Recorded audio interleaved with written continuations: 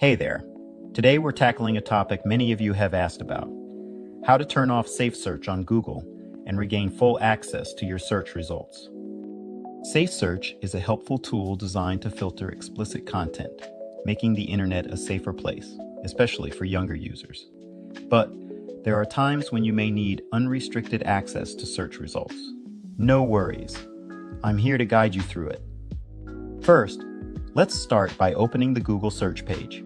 Type in any random word to bring up more options in the settings.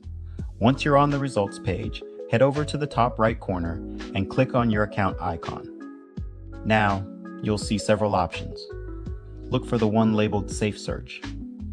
Click on it and you'll see three options: Filter, which keeps Safesearch on; Blur, which blurs explicit images but not text; and finally, the option we're here for, Off. Simply select Off, and you'll see a confirmation message at the bottom of your screen. Congratulations, you now have unrestricted search capabilities. For those using browsers like Safari, the steps are just as easy. On your Google search page, navigate to the lower right corner of your browser and find the settings option. Click on it, and on the next page, locate Safesearch. Follow the same steps as before to turn it off. That's it. You're now ready to explore the internet with more freedom.